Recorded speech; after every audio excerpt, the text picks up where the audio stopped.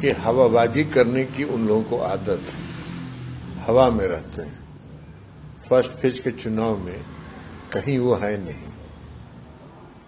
121 seat में वो नजर भी नहीं आएंगे 14 तारीख के बाद,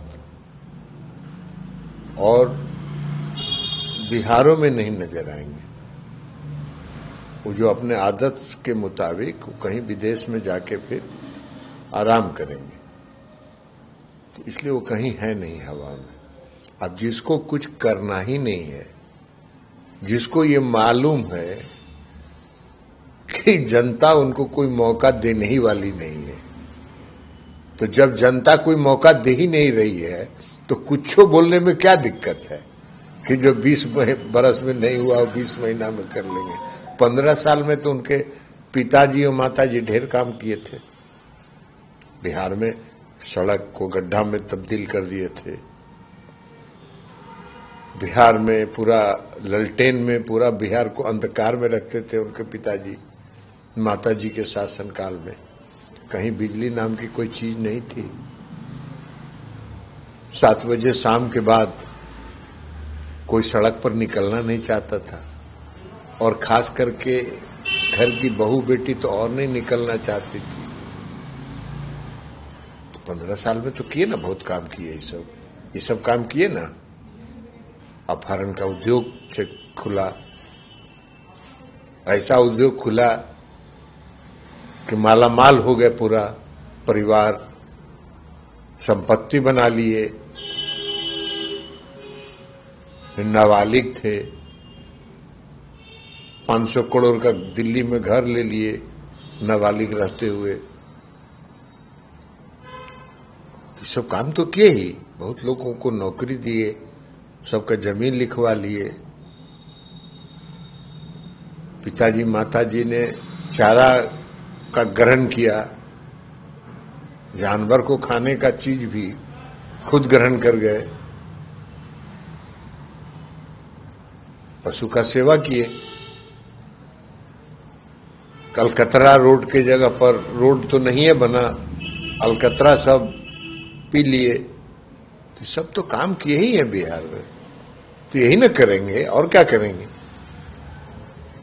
वो तो इसी संस्कृति में उन्होंने होश संभाला है। तो जिस संस्कृति में होश संभालेंगे वही संस्कृति न होगा। ये तो कहावत है ना कि जो घर में संस्कार मिलता है, जो संस्कृति मिलता है, वही आदमी में विकसित होता है। लेकिन मंत्री जी, कल रात हो रहा है, गृह मंत्री अमित शाह, प्रधानमंत्री और चीफ इलेक्शन कमिश्नर मिलकर वोट चोरी कर रहे हैं। बिहार के जेएनजी से अपील किया कि आप अपने बूथ पर रेस्पॉन्सिबिलिटी निभाइए, यहाँ भी वोट चोरी हो रहा है। और नीतीश कुमार और नरेंद्र मोदी अडानी अंबानी के लिए काम कर रहे हैं। देखिए ना, उनको कोई एजेंडा उनके पास, तो पॉलिटिकल आदमी है ही नहीं, राजनीतिक समझदारी भी नहीं, कोई समझदारी नहीं। वोट चोरी वो कर रहे हैं, करना चाहते हैं। आप कहिए तो उल्टे चोर कोतवाल को डांटे। जो चुनाव आयोग ने इनकी वोट चोरी को पकड़ा और जो गहन पुनरीक्षण करा के जो इस देश के नागरिक हैं उनका नाम अगर वोटर लिस्ट से कटा, तो वोट चोरी कौन कर रहा था? भाई चुनाव आयोग तो बार बार कह रहा है कि आदमी लाके खड़ा कीजिए ना कि जो इस देश का नागरिक है उसके पास नागरिकता का कोई प्रमाण पत्र है, उसका नाम कट गया तो वो तो दे नहीं रहे।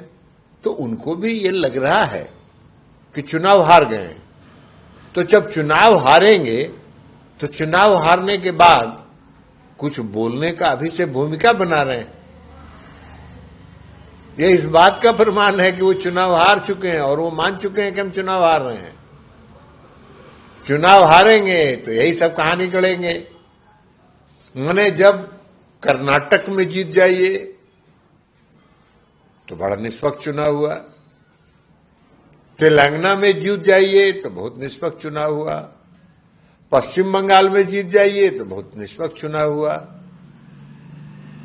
हरियाणा में हार जाइए तो वोट चोरी हो गया, महाराष्ट्र में हार जाइए तो वोट चोरी हो गया।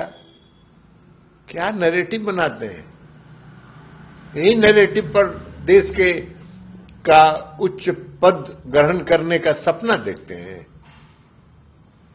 मंत्री तेजस्वी यादव भी तो ये आरोप लगा रहे हैं, कह रहे हैं कि स्ट्रांग रूम के सीसीटीवी को बंद कर दिया जा तो रहा यही है, सब ये हो रहा है, वीवीपैट का स्लिप कहीं और मिल रहा है, तो वोट चोरी तो हो ही कहाँ मिल रहा है, दिखाइए ना। उन्होंने आरोप लगाया। तो कहाँ मिला, दिखाइए ना, कहाँ मिला, ऐसे ही बोल दीजिए। कोई तथ्यहीन बात करना है। स्ट्रांग रूम की रक्षा करने के लिए सभी उम्मीदवार या सभी राजनीतिक दल के प्रतिनिधि को जगह दिया जाता है, तो जाइए रक्षा कीजिए। स्ट्रांग रूम में जब ईवीएम आता है उसके पहले स्ट्रांग रूम खाली है इसका निरीक्षण कराया जाता है, सभी उम्मीदवारों से लिखवा के लिया जाता है, सभी उम्मीदवारों के सामने सील किया जाता है, उनके प्रतिनिधि के सामने, या तो उम्मीदवार होंगे या इलेक्शन एजेंट होंगे, तो उनका हस्ताक्षर होता है सील पर। तो सीसीटीवी हो गया तो फलना हो गया, कहानी नैरेटिव गढ़ रहे हैं, इसे मान के चलिए ना। हम तो यही कह रहे हैं कि ये मान के चलिए कि चुनाव हार रहे हैं, जनता का की जो हवा है और जनता का मूड इनको मालूम हो गया है।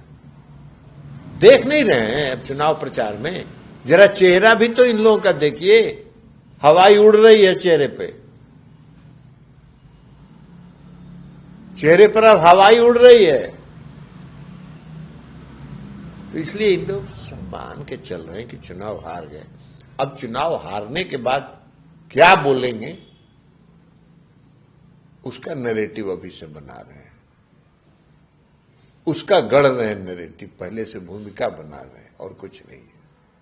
चुनाव में कोई अब बिहार में कुछ रहा ही नहीं। प्रचंड बहुमत से एनडीए बिहार में सरकार बनाने जा रही है 14 नवंबर को। तो ये भी बता दीजिए कि तय होगा, वो बात की प्रक्रिया पर अभी कुछ। अब आप हमसे चाहते हैं कि हम तेजस्वी यादव की तरह हवाई बात करें, जैसे 20 महीना में कर देंगे, वैसे ही ये हवाई बात है, वो सब प्रक्रिया होती है, प्रक्रिया के तहत होगी।